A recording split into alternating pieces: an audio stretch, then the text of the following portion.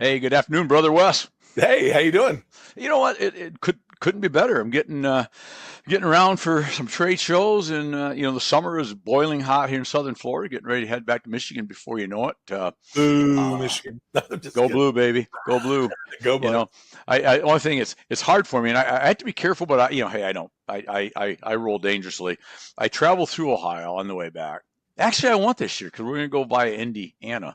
But anyway, uh, I have to be careful because I have a lot of great customer friends, including the guest coming up here in a minute that's Ohio based. So I have to be careful, but still, we don't like that school down south. Man, It's I just gotta tough. tell you, one of these days I will convert you. No, it will not happen. I will. I'm It I'm will gonna not happen. drag you kicking and screaming in the scarlet and gray. I would become a part-time because I spend a lot of my life in Southern Florida. I need a Florida team just to have one here, just because I want one. Nobody will ever replace the maize and blue, but I'm probably going to become a Gator fan too. Okay, okay. Because I can't like anybody else. I mean, Miami, Florida State, no way. So, and it's got to be somebody at least somewhere in the same caliber as Michigan and Ohio State and the Big Ten, right? So that really leads me to the Gators. So go Gators, Okay. right? Well, I won't get you in trouble with that one. After living in Daytona for 4 years, See, I'll support that, but I you can I can't support that M word. come north sometime, buddy. Come north. We'll go to the big house together, and you'll be converted. The only big house I want to go is yours. Oh God, you're too much. Hey, you know what? Let's talk the rest of the day and forget Adam, or should we bring Adam on? What do you I think? think we should bring Adam on. He's I know, going to be good. a lot better. And I got to tell you something about Adam that I noticed right off the bat. Okay, I know Awesome where head this of is hair. going. He's Awesome got head of hair. he's a great set of hair. Yep. He does. Got I'm not even made a sure. few perfect heads, and the rest he put hair on. That's what That's I. true. I'll get confused when he comes on because I'm not sure that you didn't mess up and it's you again. Yeah, well, he's in a suit, so you know that's That's not me true. Fair because enough. I'm a t-shirt guy. So All right. Well, let's go get Adam. let's go get Adam. Let's do it.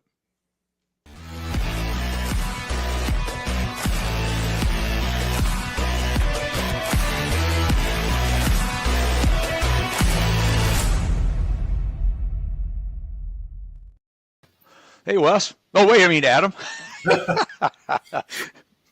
How you doing, brother? Good. How are you? Just before we get started, I'd like to say one thing Uh-oh. loud and proud. OH. Okay. So, OH. Well, I understand. And I'll do the IO because, some of us can have 7, 8 letters and some can only have 4. That's what yeah, I'm saying. well, we'll take what we can get. So, Oh, it's good stuff. It's great. It's great to be part of the greatest rivalry in all of sports, and I don't care what anybody says. Everybody has their arguments.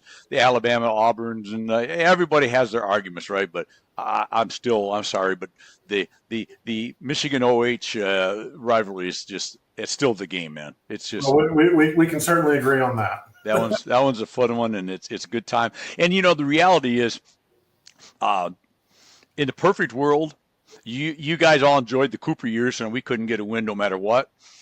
And you guys we enjoyed those, and then you've enjoyed some of the years that we had where we could never get a win. And of course, right now we're back to a little bit of a streak, which obviously at some point will stop. In the Sure. perfect world, if we all want our streak, right? But in the perfect world for the game, in a decade, it should be 5-5, right? Right. With at least 2 national championships, one for you and one for us. I mean, that would be the perfect if you had to script it, right? Yeah. Because I'd sign up for that. yeah, and if we could just do that, I'll take that. I'll take well, okay. Here's my last little poke at you. All we got to get is one more win, and we got our 5 for the decade. There you go. Then we'll probably go on a 9 run or something. But anyway, whatever. Been there before. Well, welcome. Appreciate you jumping on. So for anybody that doesn't know Adam, we're going to let you tell us who we are. But you are the director of sales for Metal Exteriors out of Shiloh, Ohio.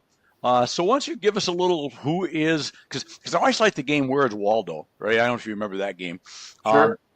We play a little game. It's not really a game, but who is Adam Smith? Tell us about who you are, where you're from, and what led you to setting in the desk, the command center there at Metal Exteriors. Yeah, for sure. Well, and I certainly appreciate having you on and spending some time with you a few weeks ago. That was great. So I grew up in Central Ohio, went to small schools and played sports and all that good stuff. And, spent some time in the military. So, was able to do that. And once I got out, as most people do, I think I was kind of floating around trying to figure out what I wanted to do, and got in the mortgage business for a while, tried that out, and did some business development and things like that on the financial side. But I believe in 2011 is when my real career really started in my point of view. So I started in the home building business. So I started working for home builders as a sales manager, and then kind of into like a regional position with some different home builders in the Midwest. And then about 5 years ago, I took that, from home building, kind of went into post frame and spent some time on that side of the business. And that kind of brought me to metal exteriors. And I am new here, but I feel right at home, and we're rocking and rolling. But that kind of brings us up to where we are now. Love it. And I would be remiss. I made a note because it's very important to me. Thank you for your military service. Absolutely. Wes and I are both large supporters of the military. I think you and I may have chatted about this. My son's a Marine. Yep. He was in the second Gulf War. So, I mean, he's been out, so to speak, for a long time now. But as you know, once a Marine, always a Marine, right? So, sure. Absolutely. Proud of you guys and what you do, and all that's going on right now, and a lot of great men and women in a lot of danger in different spots, even domestically and worldwide. So, we appreciate them. So thank you. Absolutely. My pleasure. So metal exteriors, I've known the owner, Carl, for forever. I knew Carl way before his metal exterior days. And so we go way back. And if I had to think of a word, it's probably, and there's a lot of words that I could use to describe metal exteriors, but innovators is probably a key word I'd use, because we can talk, and I use it because we can talk around the quality and the customer service and a lot of the buzzwords that we all use, and there's not a single person that I have on here from the industry that wouldn't talk about their dedication to quality and customer service, right? But you guys do that in spades, whatever that means. But the innovators, man, it's like, I don't think a day or two goes by, it seems like, and your marketing manager, David's putting another post of another new panel out that I'm just like, as a lifer in this business, I'm like, I almost want to drive to Shiloh just to see what it is first, because it's pretty exciting. So talk a little bit about wherever you want to go, but tell us about who Metal Exteriors is, what you've learned in the period of time you've been there, and what you guys are all about. Yeah, for sure. And I mean, that's one of our core values, is inspiration and initiative and integrity. And and Carl, the owner of our company, is never not innovating. It's kind of a joke. Every time I walk into an office or his office, I say, "You designing a new product today?" So and he usually is. Sure. And so he, and actually that is what brought me here. I saw Metal Exteriors Elite Batten profile about a year ago, and I was like, oh wow! And I was directly involved in the post frame business at the time, and I was like, oh wow, this product is unbelievable. So that is something that we do every day is try to bring innovative products. And always keep in mind the client and who the product's going to be used by, and our overriding principle here is to do the right thing in everything that we do. So we try to combine all those things: innovative products, doing the right thing, and operating with the utmost integrity is kind of who Metal Exteriors is. Carl and his brother started the company in 2013. And like you said, we manufacture siding and roofing panels. But the thing that I think really sets us apart is exactly what you mentioned. Is we have some extremely innovative products, patented products that nobody is offering as of yet. And that's what we always try to do: is stay ahead of the curve, be on that leading edge of innovation in the metal panel industry. And like I said, that's something I've always appreciated you guys of having spent forever in this industry is um, it's incredible the change or the transformation this industry has made in, I would say, the last decade, but really in the last even 5 years, right? It's went, I go back in a time and I'm thinking about it because I'm working on a talk I'm doing at the Post Frame uh, a builder show about it. It is semi-title. It's not your father's post frame building. It's not your father's pole barn, because I go back to the days with simply just solids on poles, galvanized roof, no overhangs, a slide door or two, and a walk door. Probably not even any windows, right? Nailed instead of screwed. And the incredible transformation over the years we've made, and it's like most things, it's really sped up, especially in the last 5 years. And a lot of that is because of folks like you guys staying not only on the leading edge, but getting ahead of that edge and developing. You're not even on the tip of the sword. You're extending the sword. I don't know what the right word I want to use, but and so, do you guys? I would really love to know. Do you guys sit and get all this from builders saying, geez, I wish we had this panel? Do you look what's around the world, what's going around the country? Or does Carl just sit in there in his genius and just drop a panel and go, hey, I think we'll make this panel tomorrow? Yeah, a little bit of both, probably. So,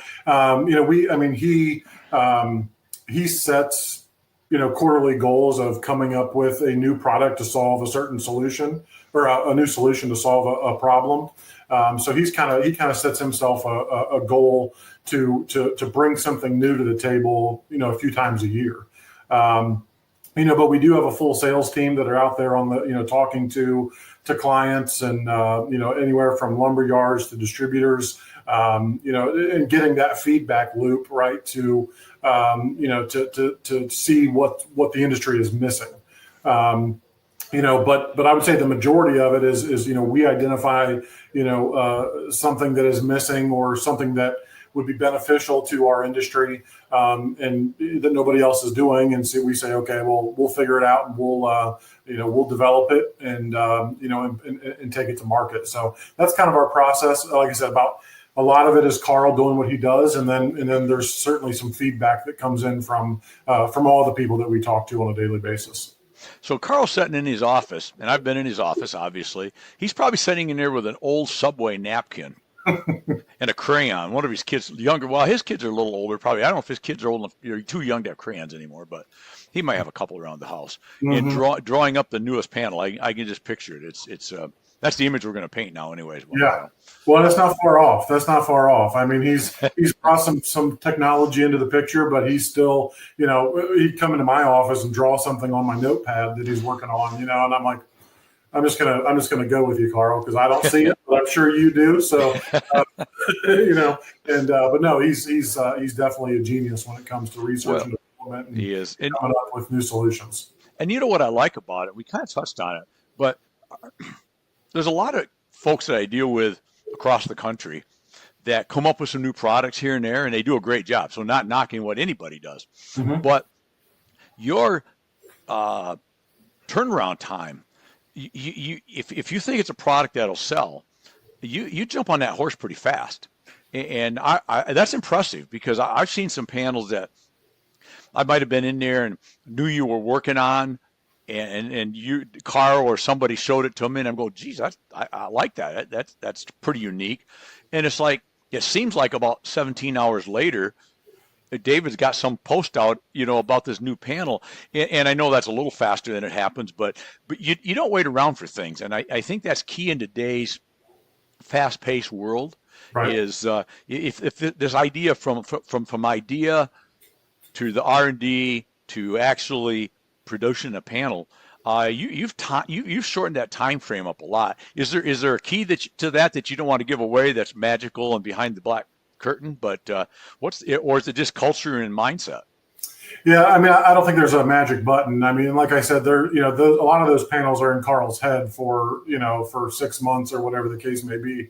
But once we, as a leadership group, decide to move forward on a panel, we don't stop until we have a fantastic product specialist here by the name of Joe. I'm sure you've met him. Yep. He does a lot of work. You've mentioned David on the marketing side. So once we put something on the board, it's mission number one. To bring that to market and do so in the best way possible. So no magic button, just identifying the solution and then put the people in place to make sure that's able to happen. And then we're going to get it out there as soon as we can so folks can start using the product. Well, yeah. So that explains that then, because every time I'm in there, I snoop around a little bit. Don't tell Carl, because I'm always looking for the guy behind the curtain, the Wizard of Oz. Now, Ruben looks a little bit like the Wizard of Oz, but I do a little snorting around it. But there's no Wizard of Oz there, right? It's just no. If anybody the Wizard, it'd be Carl. So we'll call him the Wizard. Yeah, we should get him a wizard hat. Absolutely. For his next birthday, we should get him a wizard hat and a birthday cake. For sure. Yeah. We're on board. Let's do it. All right. So when you I know you're very involved or have been very involved in the barndominium world, and that's an area that's just so explosive right now, right? And so many of the panels that you're doing helps drive that market, or that market helps drive your desire to have the panels, or probably both ways. So many of the panels that you have now are probably mostly, and not always, but heavily barn oriented, if you will. Yep. So, and I know as a home builder, a lot of people think they understand what a barndominium is, but they don't necessarily. So for anybody, since you're a resident expert here, what in the world is a barndominium? For people that, I know it's pretty elementary, but what makes a barndominium a barndominium? Right. Well, I mean, I guess the biggest qualifier is post-frame construction, right? And in a residential dwelling. So you put those things together, or any combination of the such, and that's a barndominium, right? So obviously, I think it came out of the. A lot of people want a big shop incorporated into their home, so I think that's kind of where it came from. And then the whole Pinterest, TikTok. Marketing wing took over of, you can build a barndominium for this, or, there's some potential cost savings there versus traditional stick built construction. So I think you put those things together, and that's kind of what's driving the barndo craze, if we want to call it that. And they're gorgeous. That's you put board and batten and standing seam together. With some what's really blowing up right now is the wood grain prints and different types of, we have a reveal plank panel that's almost like a wood grain shiplap siding that's great under a porch or wainscoting, something like that. So they just look really, really neat. And, and I think people are attracted to the potential, efficiency savings of a barndominium and just how they look and how they feel. So, I think that's what it is. And, but like you said, we have certainly created a segment of our business that's focused on barndominiums, and residential products. Yeah, it's, as I think about the barn world, I've had several people from the barndominium world on the podcast, and it's an area that really fascinates me, and because it drives the post frame industry, and it drives us to be better. And as an industry, the better we get in one area, because of if you're going to be in the barndo world as a builder or a supplier, you got to elevate your game a bit, right? Not a bit, quite a bit, and which only helps the hobby barns and the horse barns and the backyard buildings and the machinery sheds. Go where we want to go with it. The high tides raise all ships, right? And we're raising the quality and the look of the industry on the back of barndominiums to a large degree, because people are seeing that a post-frame building, back to what I mentioned earlier, it doesn't have to be your father's Oldsmobile, so to speak, right? It doesn't have to be that. It can be. And there's still some of them are built, and they're perfect for that very utilitarian use, if that's what your use is or need is or budget is or whatever the case, right? But boy, the idea that you can't build it in post-frame is almost a misnomer anymore, right? It's almost. I'm not saying okay, you can't go 350 foot wide, Right. without some interior. There's some limitations, Sure. but and there's limitations to where probably steel becomes the necessary product, right? But for general purposes, you look at barn doors, you look at a lot of backyard buildings, you look at strip malls, and especially in the rural towns, you wouldn't know that that's post frame construction, right? Right. Yep. And I think that's it's a beautiful thing. And so, what's the future look like for Adam and the world? Because they brought you on to probably not just look good in a suit, which you do. Oh, thanks. Well, okay, you're the guest. I gotta be nice to you. Right. But and probably not just to hang out and tell Carl his napkin drawing looks great.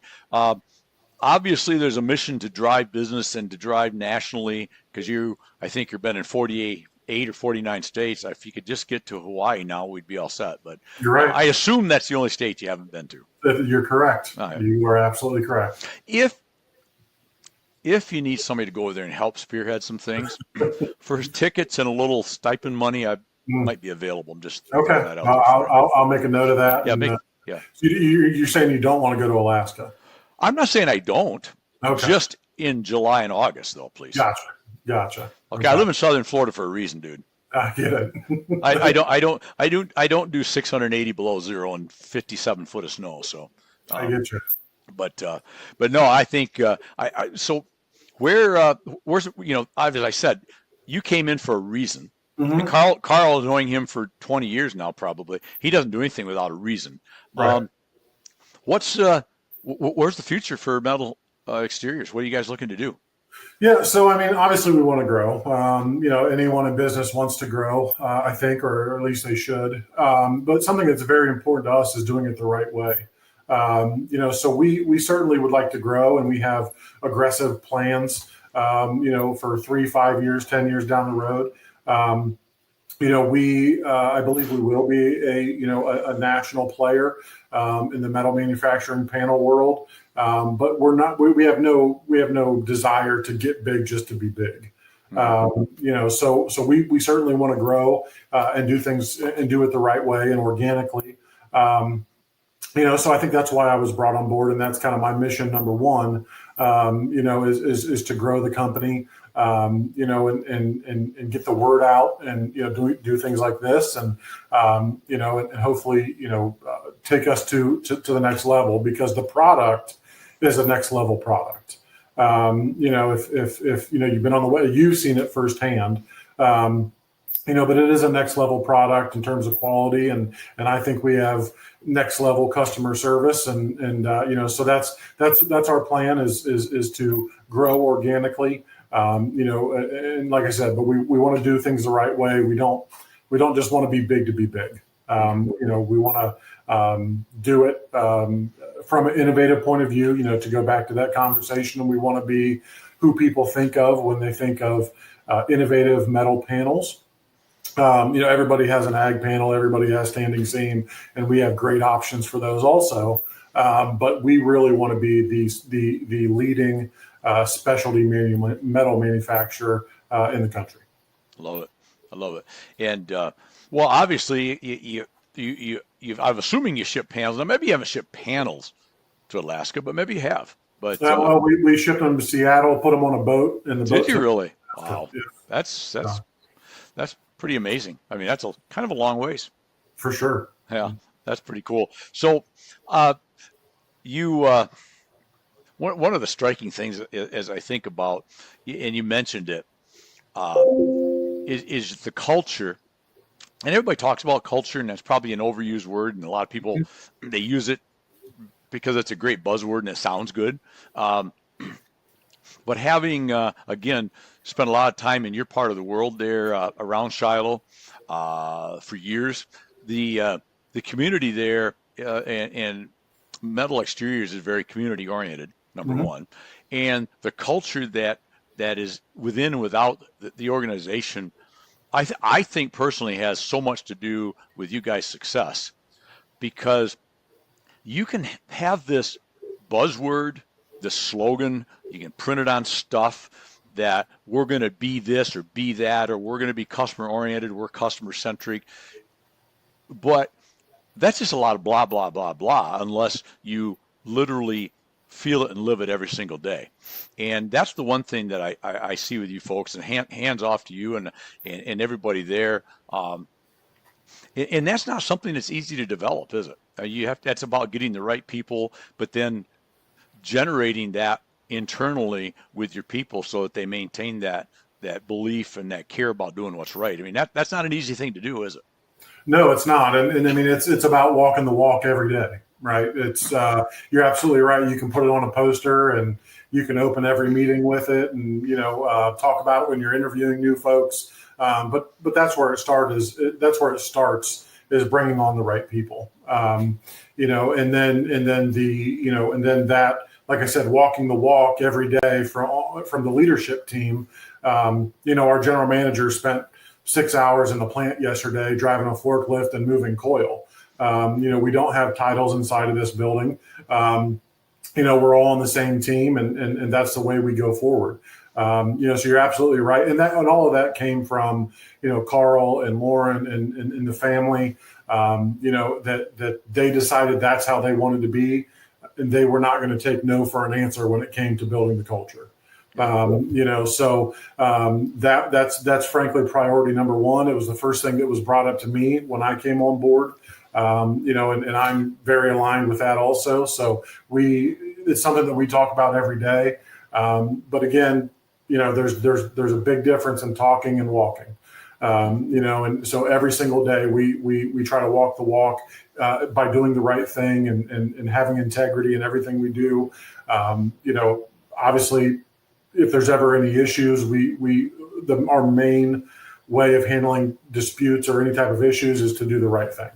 And that's when that truly is priority number one, then that creates space for something special to happen.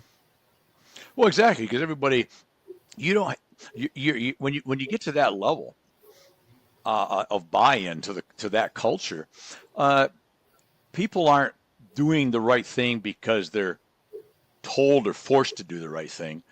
They're doing the right thing because that's just what they do. And when you just do it because that's what you do, not because you go, oh, whoa, I better, what's the rule here? Because if I don't, Adam's going to yell at me, so I better act all nice about this, right? That's again, that's banner stuff, right? That's not the ability for whomever it may be, could be. And I think it all starts with when that culture runs through a company. It doesn't matter whether it's Carl or Lauren or Adam or it's the newest hire out back sweeping floors and putting some trim away. Mm-hmm. The attitude is, I'm going to take care of this customer because I understand the customer's who pays us all to be here, right? And absolutely, I've always looked at, and not everybody grasps this. Careful where I say it sometimes, but as a rep, I know my manufacturers send me checks. Thank you very much. Mm-hmm. But it's my customers like you that actually pay me, right? They're just a clearinghouse for it. And I don't mean that to take that lightly, like it's not important to look out for your manufacturer or your supplier. I mean, there is no sometimes, right? I mean, you can't allow yourself or the companies you work for to get run over. I mean, it's not just automatic yes, period. Mm-hmm. But with that said, can we get to yes? And that comes with the culture, and I wanted to get your opinion on this because I really believe when you look at, there's three words, right? And so many people look at things as, well, we can't do that. Well, why don't you say, well, why can't we do that? And that's where this whole innovation comes from. Is if Henry Ford would have said we can't do that, we'd still be driving buggies and horses. Right. We still would never get to Europe or Australia because unless you wanted to get on a boat for 7 weeks. Sure. If the Wright brothers just said, no, you're right, we can't fly, you can't do that, that's not going to work. So I think when you take those simple words and just everything that comes up as an opportunity, I think you owe it to yourself and your company that you work with to at least do why can't I? Right. Maybe we can. if you find you can't, or there's no ROI with it, once you go through, everything's still got to be a business decision. Mhm. I mean, you could sit there and say, we could make this panel, but all of our research tells us we'll sell $76 worth in a year, and it's going to cost $400,000 to get into it. Probably not good return, right? So Right. you don't just do everything because you can, but shouldn't you? And I guess I'm asking your opinion. I know your answer, but shouldn't we always, in successful companies like you guys do, always look at it and go, huh, maybe we could do that. Well, why couldn't we do that? Let's look and see if we could do that before they just say no. Because there's a lot of no's. We all, I'm sure there's been designs that Carl's come up with and ideas that at the end of the day it's, yeah, that one's just not going to sell. There's no way to make it efficiently, whatever. And that's okay. Mm-hmm. As long as you looked at it and gave it the full 100% R&D and said, there's just a reason not to do it. Maybe there's no market for it. That's a good enough reason. Sure. Yeah. And it's just to give you a peek into how, how things go. And I know, but, in our leadership meeting yesterday, our main talking point was think about how many times people quit when the finish line was right around the corner. Right. And imagine all that human beings would have accomplished if nobody would ever quit. Right. So it's exactly what you're talking about. I mean, we don't rest on what we have now. And I certainly don't think that anybody here is interested in quitting doing anything that we're doing. Obviously it needs to make business sense, but again, to go back to the culture fit, the number one priority on the list is it the right thing to do? Mm-hmm. So if it's the right thing to do, it's solving a problem in the industry, and we can physically do it and make it happen, then we're going to do it. And we're not going to quit until it gets done. All right. And see, that's back to that. I love this because that's back to the conceptualization of it, because you can pretty much wrinkle tin in some shape or form if that's what you want to do, right? Yep. It's just a new way. It's a new equipment and some new dies, and we can find a way to wrinkle the tin, right? It's sure. A matter of, does it make sense, and can we do it at a price that makes sense, and is there a demand for it? And so, no, that's good. That's really, really amazingly good stuff. And hey, friends, it's Randy here, the owner of Source One Marketing, ibuyfromrandy.com. And I got to tell you, we are proud to sponsor the Building Wins Live podcast and vlogcast. We have 4+ decades in this beautiful industry of supplying materials, supplying services, supplying marketing assistance, and we just are proud to sponsor Building Wins Live and some great guests that we have every single week, many of them from our beloved industry and many of them from outside the industry that still bring some incredible content. So make sure to check us out at ibuyfromrandy.com and let us know what you think about this show. For now, thanks for checking this out. Let's get back to the show. So we've talked about where you're going. We've talked about where you've been. What else? I don't want to, you've been kind with your time. And you may have 2 or 3, but I'd love to ask you about an SAQ, should ask questions. What is it we didn't talk about today? Or when people say, oh, you work for Metal Exteriors, or you've been in the industry forever, what do you wish people would ask about you personally, or about the industry, or about Metal Exteriors? Or you can give me all 3. Yeah, well, and I think it all kind of comes down to something that we already kind of talked about, which is, what is your most important business principle, right? And that's, nobody ever, so many times in our industry, things become about price and product, because that is, what you're looking at when you make a buying decision. Right. But I think the one thing that I wish people would ask more, whether it was to me or to our company or to anybody that they're going to do business with, is, what is your overriding business principle? And I think that will tell you more about who the company is and who the individual is, than price and product. So that's what I wish people would ask me every time, because I would much rather spend 10 minutes talking about what's important to me and my company, rather than even the newest product or price point, or a solution, because I think that's what makes who we are as people and who we are as a company. That's and we just hit on something that made me think, so I usually wrap this up with this SAQ, but I want to go back to something just for a minute. If you got another 5 minutes, Sure, let's do it. You guys do a really, really great job, and I'm a big believer in visibility equals opportunity. Big believer in using virtual and digital and social media. And you guys do such a what's the word I want to use? I use superb. I'm trying to use a new word today. I don't know if I can spell it, but I like to use it.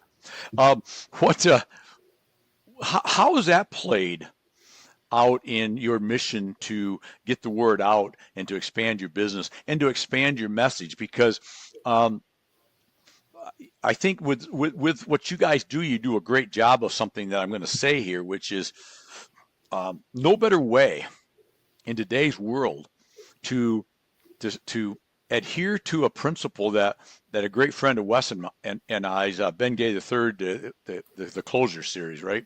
Mm-hmm. He talks about a lot, the old adage that we've all heard of people buy from, all things being equal. There's different ways said, but they buy from who they know, like, and trust, right? But Ben adds a fourth one, which is people buy from who they know, like, trust, and feel safe with. Sure. Feel safe as in, well, if something goes wrong, if something goes haywire, am I comfortable with these people? And I think in today's world, we have such a great ability via virtual, via social media to show people who we are, what we are, and what we're willing to do. And you guys do a great job with that. So I'd love maybe your Adam Smith philosophy on social and virtual and why you guys do so much of it and the value and importance of it. Yeah, well, I think you're absolutely right. I mean, it's value is everything. So there's certainly value that can be placed on how we reach out to people. Ideally, we're a handshake type company. Ideally, we'd like to get out in front of folks and shake their hand and introduce ourselves and talk about what's important to us. But that's just not. You can't do that like you used to be. Well, you can do it like you used to in a bubble, right? And for the places that we want to go, we had to put something on the board that says, okay, this is how we're going to reach these folks and how we're going to introduce ourselves and get the vision out there of what we think we are, what we know we are, and what we can provide to the industry. So again, it all goes back to that, doing things the right way, and that runs through our social media, the guys in the plant, our management team, our leadership team, and our customers. We want to do business with people that do the right thing for their clients. Mm-hmm. So I think it's just that overriding mindset of if you can take price, closing, value, product, and everything else out of the equation, which I know is impossible in what we do. All of those things are important, but if you could take all of those things, how would you do business? Mm-hmm. And I think you're really getting down to the base of who an individual is and who a company is. If you can take all of those things away and say, I still want to do business with Metal Exteriors, because they do things the right way. They treat us well. And one of my favorite ways to do it is to tell people the worst things that have ever happened. Right. No. It's really easy to talk about, the great successes that we've had. But I think it's even more powerful to talk about when the worst day ever happened, and how we went about solving that problem. Because that's really, where you make your metal, so to speak, right? Is when things are the worst possible situation, and that's when it really matters. That's when it really shows who you are as a company and as an individual, is how you react to those situations. And I think Metal Exteriors has been doing that for a long time. And getting out there in front of issues, or when there is an issue, doing the right thing, solving the problem as quickly as possible, and that's what I've always believed in as well. So it was an easy fit for me to jump right in and start operating that way. But like you said before, it has to run from all the way through the building, and to just always do the right thing for the customer. And I think that's why we've had the success, is because we walk the walk with doing the right thing. Well, and well said. And a point you hit on very well, thank you, is that everybody is pretty good when everything's good. That's Sure. easy. I mean, it don't matter who you are. You're good when everything's perfect, but it's not a perfect world.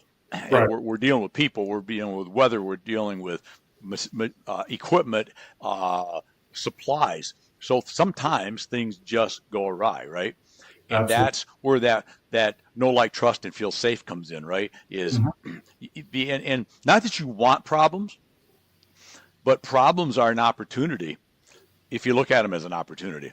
Sure. If you look at it as, okay, this has happened, it's going to happen. We knew it would happen. We knew we'd have something somewhere. Maybe not this problem, but now it's an opportunity to, like you just said so well, show the customer this is why we deal with you. Mm-hmm. Right? Because again, if everything's perfect all the time, there's never a chance. Not that you want to have problems, right? But you're going to, and, Right. and it's how you respond to them quickly, fairly, and as painless as you can. And the last thing I loved about the social media part is two things I sort of felt you hit on, which I love. It broadens your horizons quickly, Mm-hmm. and secondarily, though, it's an augmentation to, not an instead of, the everyday handshake, the everyday bro hug, the everyday pizza pie lunch. Those things still are the best. Yep. It's always better to sit in person, shake hands with the guy, go meet the husband and wife at the table and talk about their barnuminium or their post frame need or their metal roof need. But even when you're doing all that, it further establishes, this is why I wanted to deal with, in your case, Metal Exteriors, because I made this decision to buy from them. But then the more they see that backup reassurance by seeing new products, seeing other happy customers, seeing somebody sitting at the sales counter that they just dealt with 3 weeks ago on a social media post, all that does is reinforce that this was a good decision for me, Right. right? And so it's a gift that never stops giving, in my opinion. And I loved your take on that, by the way. So thank you. Absolutely. Well, my man, I appreciate you being on. I appreciate all you do in the industry, and really happy, outside of the fact that you're a Buckeye fan, but we'll get by with that somehow. We'll be all right. We'll be all right. So, there it is. Wes, get that off. Wes, I need to go. I need a big Go Blue on there somewhere. He's not going to put a Go Blue. He will not put a Go Blue up for me. But anyways, thank you so much for being on. Appreciate you, and stay amazing, man, and be a hybrid.